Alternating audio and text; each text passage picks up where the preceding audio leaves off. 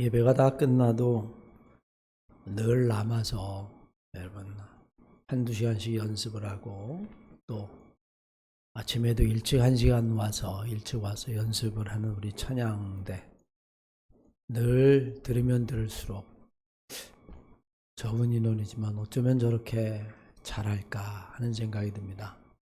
늘 감사합니다. 하나님이 기뻐하시고 우리 교인들이 다 기뻐할 줄로 믿습니다. 사람들은 어떤 마음가짐을 가지고 세상을 살아갈까요? 여러분은 어떤 마음을 가지고 살아가십니까? 우리가 가진 마음가짐에 따라서 우리가 살아가는 삶의 태도, 그리고 삶의 자세, 심지어는 가치관, 인생관이 결정이 되어지지요. 지금 나에게 주어진 현실이 조금 어렵고 힘들어도 긍정적인 마음을 가지고 살아갈 수도 있고요. 정말 살기 힘들다. 차라리 죽는 게 낫겠다라고 하는 극단적인 마음을 가지고 살아갈 수도 있습니다. 때로는 주변에 있는 사람들에게 조금 따뜻한 마음을 가지고 좋은 이야기를 건네고 웃음으로 대할 수도 있고요. 아니면 무표정한 표정으로, 얼굴로, 차가운 마음으로 냉정하게 대할 수도 있습니다. 저는 목회하면서 처음으로 아파트를 살아보는데요. 아파트 엘리베이터를 타고 딱 올라갈 때에 제일 힘들어요.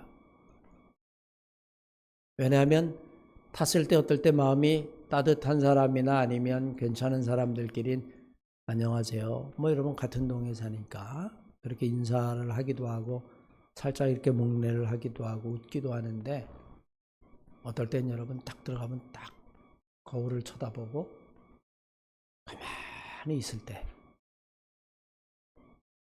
정말 그 짧은 시간이지만 그렇게 어색하고 불편할 수가 없습니다. 또 자기에게 실수한 사람에게 그래 사람은 실수할 수도 있지라고 이야기하고 조금은 관대한 마음을 가지고 대하는 사람이 있는가 하면 반대로 조그만 실수도 네가 이렇게 해 라고 생각을 하고 되갚아 주려고 하는 그런 잔인한 마음을 가지고 사는 사람도 있습니다. 살면서 눈꼽만큼도 손해를 보지 아니하고 손해본 것은 악착같이 되찾으려고 하는 사람도 있는가 하면 그래 내가 조금 손해보는 게 차라리 낫겠어. 그렇게 마음으로 남을 배려하고 이타적인 마음을 가지고 살아가는 사람도 있습니다. 이런 마음가짐은 크게 자기가 처한 환경이나 아니면 나에게 닥치는 현실에 따라서 결정되어지지만 그러나 똑같은 현실이나 똑같이 닥치는 문제에 대해서 사람들이 다 똑같이 반응하는 것도 결코 아닙니다. 여전히 내 마음의 주인은 외부에서 주어진 환경이나 도전이 아니라 내 마음의 주인은 나이고 그리고 내 안에 있는 예수 그리스도 주님이 우리 마음의 주인이시기 때문이죠. 오늘 본문 말씀해 보면 우리가 살아갈 때 가져야 될 마음가짐에 대해서 성경은 분명히 이야기합니다. 너희 안에 이 마음을 품으라. 예수 그리스도의 마음이니. 예수 그리스도의 마음가짐, 예수의 마음을 갖는다라고 하는 것, 그거를 품으라라고 하는 말씀.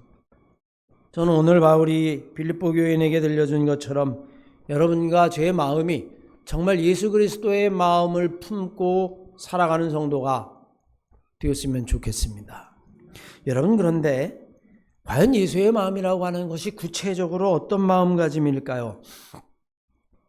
여러분들은 예수의 마음이라고 이야기하면 어떤 마음이 가장 먼저 떠오르시나요? 원수까지도 사랑하는 마음? 마태복음 5장 44절 말씀에 보면 나는 너에게 이르노니 너희는 원수를 사랑하며 너희를 박해하는 자를 위하여 기도하라. 내 가족이나 아니면 내 주변에 있는 친지 아니면 내 식구들을 해치기도 하고 때로는 사기를 쳐서 쭉 집안이 망해서 길거리에 난저 정말 그런 원수 같은 사람 만날 수 있죠. 사랑하며 살 수 있습니까? 여러분 과연 그런 사람들까지도 사랑하며 살 수 있어요? 그런데 여러분 주님은 그렇게 말씀하십니다. 아니면 형제의 잘못을 보아도 7번씩 70번이라도 용서하는 마음, 그게 예수의 마음일까요? 여러분 어때요? 마태복음 말씀에 의하면 형제가 나에게 잘못하면 몇 번을 용서해야 합니까? 7번인가요? 그랬더니 예수님께서 7번뿐만이 아니라 70번씩, 7번을 70번까지라도 용서해라. 그게 예수의 마음입니까? 여러분 정말 그럴 수 있습니까? 7번씩 70번이면 490번이거든요. 실수도 반복이 되면 고의가 되는 건데 여러분 무한대로 490번까지 또 용서하고 또 용서하고 그래서 내가 손해보고 또 손해보고 또 손해보고 490번 할 수 있어요? 그게 우리가 가져야 될 예수의 마음입니까? 아니면 내가 가진 모든 것들을 다 내어주는 마음이 예수의 마음입니까? 마태복음 5장 39절 이하의 말씀이면 나는 너에게 이르노니 악한 자를 대적하지 말라. 누구든지 내 오른뺨을 치거든 왼편도 돌려대며 너를 고발하여 속옷을 가지고자 하는 자에게는 겉옷까지도 내어지며 또 누구든지 너를 억지로 오리를 가게 하고자 하거든 그 사람과 심리를 동행하고 내게 구하는 자가 있으면 주고 내게 꾸고자 하는 자에게 거절하지 말라. 여러분 정말 누가 여러분 오른뺨을 있는 대로 때리는데 왼뺨도 때려? 여러분 이럴 수 있습니까? 누가 여러분에게 소송해서 겉옷을 달라고 그러는데 그래 그거 다 줄 테니까 그냥 내 속옷까지도 다 가져. 그냥 다 가져. 여러분 그럴 수 있습니까? 과연 여러분 성경이 이야기하는 예수의 마음이 여러분 이런 것을 의미하는 걸까요? 아니면 너 나가서 나를 죽이고자 하는 자에게 나를 죽이려고 덤비는 자에게 그래 내가 죽어줄게 라고 이야기하고 내가 목숨까지도 내어주는 예수 그리스도의 사랑이지 여러분 그렇게 저항하지도 않고 그냥 내 목숨을 내어주는 것 그게 여러분 정말 예수의 마음일까요? 근데 예수님은 그렇게 말씀하셨어요. 우리는 알아요. 살면서 현실적으로 이런 마음가짐을 가지고 살아갈 수 없다는 것쯤은 다 합니다. 그런데 여러분 살면서 더 과학아닌 것은 이런 마음가짐을 가지고 살지도 못하면서 때로는 하나님의 말씀을 인용해서 남에게 이런 마음을 가지도록 강요하는 거죠. 자기는 용서하지 못하면서 용서해 하나님이 다 용서하라고 그랬잖아. 그리고 자기는 여러분 남이 조금만 잘못하면 용서는 고사하고 벌컥 화를 내고 혈기를 부리고 되갚아 주려고 하고 남에게는 희생해 하나님이 희생하라고 그랬잖아 라고 이야기하며 자기는 눈꽃만큼도 희생하지 않으려고 하고 때로는 다른 사람에게 좀 헌신해 헌신하는 게 하나님의 뜻 아니야 그게 예수의 마음 아니야 그리고 자기는 여러분 시간도 몸도 물질도 조금도 헌신하지 않고 용서도 강요하고 희생도 강요하고 헌신도 강요하고 그게 바로 예수의 마음이고 예수의 삶이라고 이야기하면서 그런데 실제로 자기는 희생도 헌신도 용서도 아무것도 하지 않고 우리는 여러분 성경에 나와 있는 이 예수의 가르침을 이상과 현실의 차이라고 말할 수도 있고 주님의 말씀과 우리의 삶의 실제적인 차이라고 말할 수도 있을 겁니다. 과연 여러분 원수까지도 사랑하는 마음, 형제의 잘못을 보고도 7번씩 70번이라도 용서하는 마음, 내가 가진 모든 것들을 다 내어주는 마음, 오른뺨을 맞으면 왼뺨까지도 기꺼이 돌려대는 마음, 심지어는 내 목숨까지도 내어주는 마음, 그게 정말 오늘 바울이 이야기한 너희 안에 이 마음을 품으라. 예수의 마음이다. 여러분 그런 걸까요? 그러면 우리는 현실적으로 너무 어렵죠. 그런 마음을 갖고 살기가. 우리는 정말 예수의 마음을 품는다라고 이야기하는 것이 근본적으로 또 현실적으로 우리의 삶 속에서 구체적으로 과연 어떤 마음을 말할까 하는 것을 우리는 헤아려 보아야만 합니다. 먼저 예수의 마음은 선한 양심이라고 하는 사실을 기억하시기를 바랍니다. 아니, 믿음 아닌가요? 거기서 왜 갑자기 양심이 나와요? 우린 여러분 종종 살면서 그런 이야기를 하죠. 야, 양심도 없냐? 야, 양심도 없다. 어쩌면 저럴 수가 있을까? 정말 양심이 하나도 없는 것 같아. 종종 아동학대에 관한 이야기를 보면 자기 자식이 아니라고, 아니면 자기 자식이라 할지라도 그렇게 학대하는 거 보면 야, 저건 정말 인간이라고 볼 수 없다. 아니면 여러분 뻔뻔하게 다 드러났는데도 불구하고 끝까지 거짓말하는 거 볼 때 야, 너는 어떻게 양심도 없냐? 오늘 여러분 종종 그렇게 이야기하죠. 생각해보면 여러분이 양심이라고 하는 것 그 자체가 선한 마음입니다. 요한복음 8장 말씀에 의하면 유대인들이 가늠한 여인을 끌고 와서 예수님 앞에 세웁니다.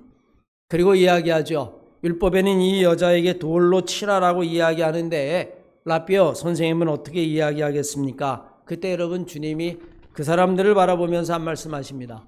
너희 가운데에 죄 없는 자가 먼저 돌로 치라. 그 이야기를 듣고 성경은 이렇게 설명을 해놓고 있어요. 그들이 이 말씀을 듣고 양심의 가책을 느껴 어른으로 시작해서 젊은 아이까지 하나씩 나가고 오직 예수와 그 여인만 남았더라. 여러분, 하나님을 언급한 것도 아니고요. 그러니까 율법이 뭐냐? 그 율법이 왜 그렇게 돼 있느냐? 지금 율법의 상황이 맞는 것이냐? 이렇게 얘기를 한 것도 아니고요. 그들에게 회개를 촉구한 것도 아니고요. 너희들은 믿음이 없다, 사랑이 없다. 여러분, 이런 이야기를 한 것도 아닙니다. 그냥 딱 한 말씀 하셨어요. 죄 없는 자가 먼저 돌로 치라. 그런데 여러분, 그것이 그 어떤 이야기보다도 양심의 가책을 느껴서 하나둘씩 다 떠나갔다라고 이야기합니다. 이 양심이라고 하는 건 말한 대로 여러분 선한 마음을 의미하죠. 우리는 여러분 기독교 신앙의 가장 중요한 핵심, 특별히 개신교의 종교개혁적 전통을 이어받은 우리에게 정말 중요한 것이 있다면 이신칭의입니다. 오직 믿음으로 구원을 얻는다는 이야기죠. 때로는 그것이 양심을 넘어서기도 하고 그냥 믿으면 다 된다라고 이야기하지만 여러분, 그것은 루터의 이신칭의를 모르는 이야기입니다. 루터가 이신칭의를 이야기했었을 때에 그거에 앞서 가장 먼저 이야기하는 것이 루터는 양심을 이야기했어요. 그래서 여러분 루터의 신학을 학자들은 양심의 종교라고 이야기합니다. 양심은 죄를 깨닫게 하는 것, 잘못된 것을 깨닫게 해주는 것, 성경의 말씀에 순종하게 하는 것, 이 모든 것들이 양심을 필요로 한다라고 이야기했습니다. 여러분 한번 생각해 보십시오. 교황이 면죄부를 팔라고 그랬어요. 교황이.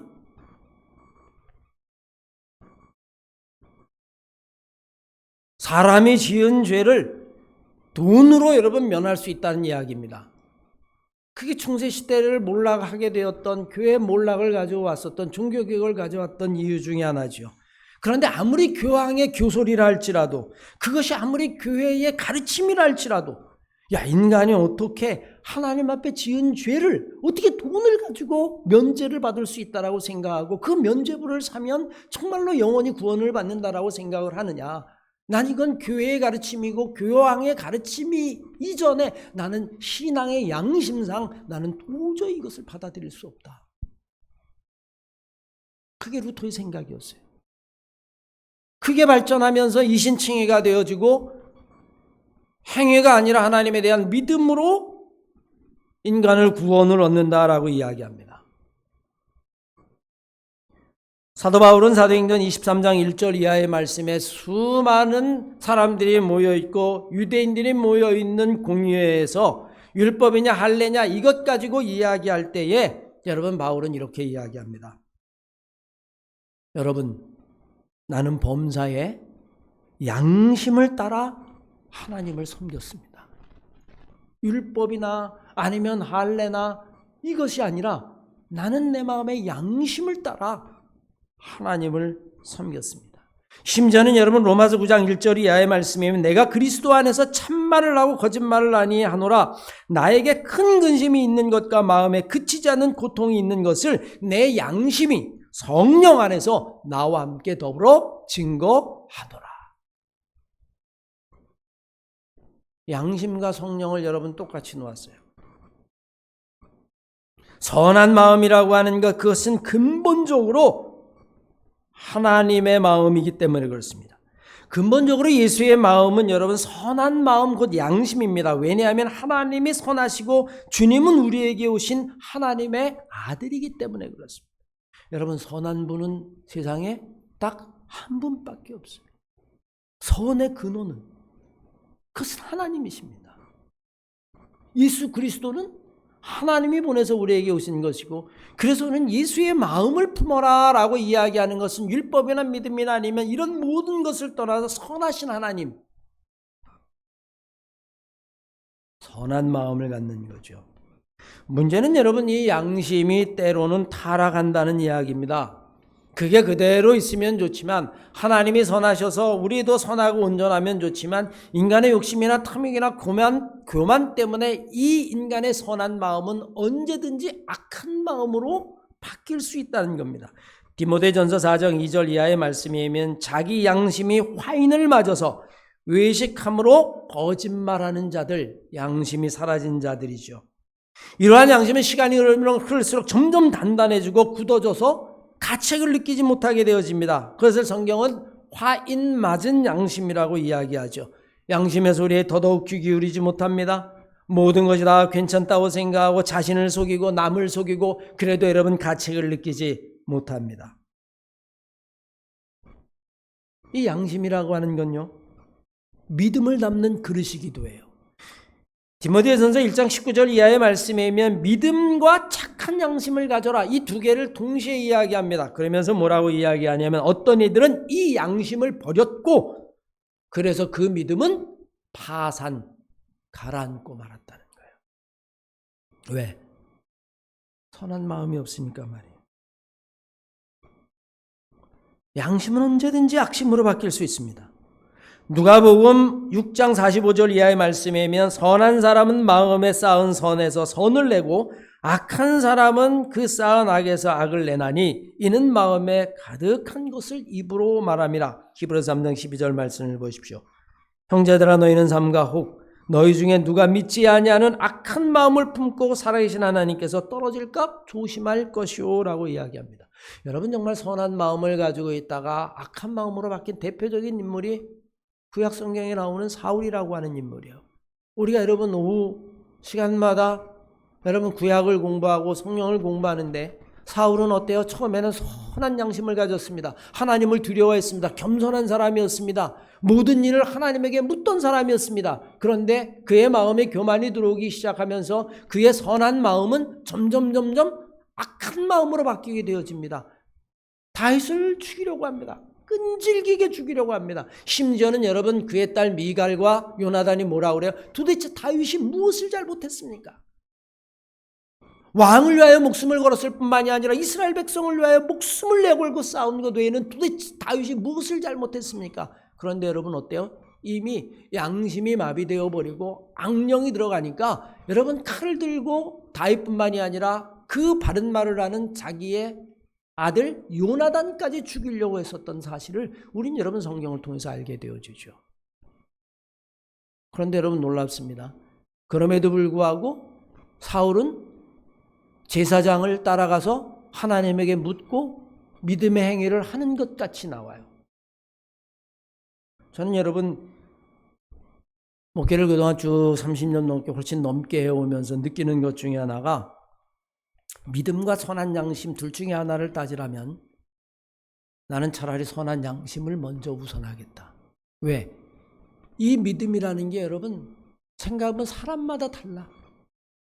그래서 믿음이 있는 사람들끼리도 싸워. 야, 어떻게 저럴 수 있을까? 그래도 그건 믿음으로 행하는 거예요. 누가 그랬어요? 사울이 그랬습니다. 너희 안에 이 마음을 품으라 라고 이야기할 때 여러분 이 마음 곧 예수의 마음이다 라고 이야기하는 건 인간이신 하나님이 인간의 예수로 오신 그 마음, 선한 마음, 우리 안에 있는 정말 양심 선한 마음, 그게 예수의 마음의 근본이에요. 여러분, 예수의 마음이 악하겠습니까? 율법이나 아니면 그 어떤 교리나 그 어떤 교설보다도 저는 바로 우리 사랑하는 안마교회 성도 여러분들이 너희 안에 이 마음을 품으라. 곧 예수의 마음이니 그 예수의 마음은 정말 선한 마음, 양심, 하나님과 같은 마음을 가지시기를 주의 이름으로 간절히 축원합니다. 이 양심이야말로 우리를 선하게 할 뿐만이 아니라 때로는 우리의 마음속에 평화를 가져다 줍니다. 예수의 마음은 자기를 낮추는 마음입니다. 여러분이 만약에 마음속에 정말 선한 마음을 가지고 있다면 두 번째로 예수의 마음을 생각할 때에 그것은 마음을 낮추는 거예요. 하심이라고 이야기할까요? 마음을 낮추면 마음이 편해집니다. 평화가 깃듭니다. 여러분, 우리의 마음이 힘들어지는 경우가 어디 있을까요? 여러 일들이 우리의 마음을 힘들기도 하지만 인간관계에서, 업무에서는 여러분 여러 가지 일들이 안 되면 힘들기도 하지만 인간관계를 맺고 우리의 삶 속에서 어떤 경우에 마음이 힘들어지냐면 그것은 우리가 스스로 높아지려 할 때입니다. 특히 남이 높여주면 그냥 그것으로도 만족할 수 있지만 스스로 높아지려 하는 거야. 그런데 남은 어때요? 남은 나를 자꾸 누리려고 합니다. 그럴 때 느끼는 감정이 어떤 걸까요? 야, 나를 무시하네. 나를 무시하네. 자존심 상해서 못 살겠네. 내가 저만 못한 게 뭔데? 나를 이렇게 무시해도 되는 거야? 자존심 상하고 기분 나빠지고 화가 나고, 화가 나면 내 안에 분노가 쌓이기 시작하고, 그게 오래되면 선한 마음은 어떻게 될까요? 악한 마음이 되어버리고 맙니다. 오늘 본문 말씀에 그는 근본 하나님과 본체이시나 하나님과 동등됨을 취할 것으로 여기지 아니하시고 오히려 자기를 낮춰라고 말씀합니다. 스스로 자기를 낮춘다라고 이야기하는 것, 우리가 스스로 마음을 낮추는 것은 살아가면서 행복해지고 내 마음이 평안해질 수 있는 삶의 지혜인 줄로 믿으시기를 바랍니다. 여러분, 우리가 읽은 빌립보서 2장 5절 이전에 빌립보서 2장 3절 말씀에 보면 아무 일에든지 다툼이나 허영으로 하지 말고 오직 겸손한 마음으로 각각 자기보다 남을 낮게 여기고, 그래 네가 좀 낫다, 그렇게 여기라는 거예요. 그러면 여러분 마음이 편안해지죠. 마태복음 11장 28절 29절 말씀에 보면 산상수훈 끝에 주님이 말씀하십니다. 수고하고 무거운 짐진 자들아 다 내게로 오라. 내가 너희를 쉬게 하리라. 나는 마음이 온유하고 겸손하니 나의 멍에를 메고 내게 배우라. 그래야면 너희의 마음이 쉼을 얻으리라. 여러분, 주님이 수고하고 무거운 짐진 자들아 다 내게로 오라. 내가 너희를 쉬게 하리라 라고 이야기할 때 어떤 마음으로 이야기하셨을까요? 내 멍에는 가볍고 내 멍에는 쉽다.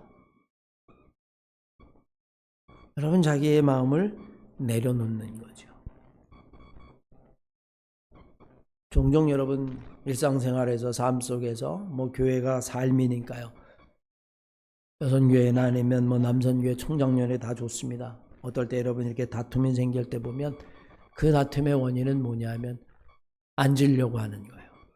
자존심일 수도 있고요. 아니면 옳고 그름을 따지는 문제일 수 있어요. 내가 옳다라고 이야기하고 너가 틀렸다라고 하는 문제를 가지고 끝까지 가는 겁니다. 그런데 여러분 그 이면에 끝까지 가면 어때요? 내가 너보다 낫다라는 생각이 있습니다. 그런데 이런 걸 피할 수 있는 길이 있어요. 그래, 너가 나보다 낫다. 여러분, 그렇게 마음을 순간적으로 한번 낮춰보는 겁니다. 그것도 안 되면 여러분 이렇게 하시면 돼요. 여러분, 말을 하면 안 돼. 싸움이 되니까 마음속으로. 그래 너 잘났다. 너 잘났어. 너 잘났어. 그래. 그냥 여러분 높이는 겁니다. 근데 여러분 이거 대놓고 하면 큰 싸움 되거든. 그러면 안 되고 그냥 웃으면서 마음속으로 그래 너 잘났다. 여러분 생각해 보십시오. 그래, 내가 나보다 낫다라고 이야기해서 정말로 나아지는 걸까요? 여러분 정말 그렇게 생각하십니까? 주변에 있는 사람들은 여러분 다 봉사하고 상황을 모르나요? 여러분 자기를 낮춘 사람 하나님이 아실 뿐만이 아니라 주변에서도 합니다. 그 사람이 그만 못하지 않다는 걸 알아요. 그리고 여러분 뒤에 와서 쓱 이야기합니다. 그래, 네가 낫다. 잘 피했다. 잘 피했다.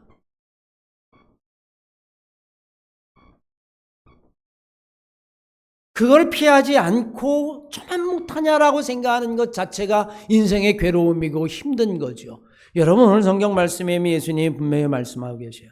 하나님과 동등됨으로 취할 것으로 여기지 아니하시고 하나님과 똑같은 것으로 여기지 아니하시고 오히려 자기를 낮춰 종의 형상을 가지시사 죽기까지 복종하셨으니 예수의 마음이라고 하는 것 우리는 여러분 분명히 기억해야만 합니다.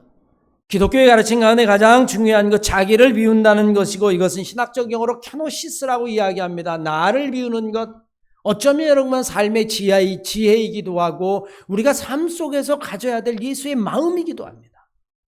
집안에서도 마찬가지입니다. 교회에서도 마찬가지입니다. 인간관계에서도 마찬가지입니다. 그냥 조금만 낮춰보십시오. 평화가 깃듭니다.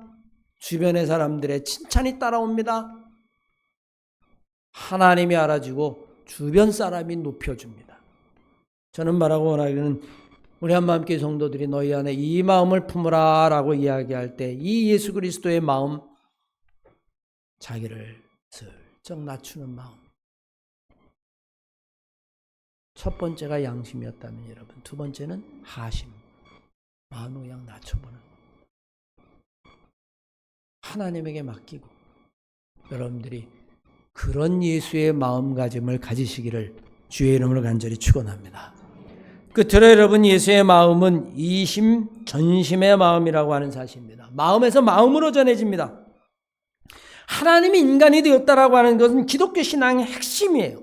여러분 우리가 하나님만 믿는다면 우리가 유대교와 다를 것이 무엇이 있겠습니까? 그냥 유대교가 되는 거예요. 여러분 이스라엘이 구원 받아요? 제가 요즘 늘 말해요. 이스라엘은 구원 못 받아. 왜? 예수를 안 믿어. 예수를 죽이는데 앞장섰어 유대인들이. 그냥 인간 중에 하나야. 여러분 기독교 신앙은 아니에요. 인간이 되신 하나님 베레 데오 베레 호모 그분이 이 땅에 오셨다라고 하는 사실을 우리는 신앙으로 고백하는 거죠. 그게 바로 예수 그리스도입니다. 그래서 우리는 그리스도교가 되는 거죠. 왜 우리에게 성탄절이 중요합니까? 하나님이 인간의 몸을 입고 오신 성탄절이 중요한 것이고 인간이지만 부활하셨기 때문에 하나님이 되시는 그것이 우리 신앙의 가장 중요한 핵심이에요. 그걸 놓치면 성탄절과 부활절을 놓치면 기독교는 차라리 유대교가 낫습니다. 하나님과 예수 그리스도 사이 우리는 여기서 느끼는 마음이 있습니다. 그것은 바로 이심 전심입니다. 말을 하지 않아도 마음에서 마음으로 느낀다는 거죠.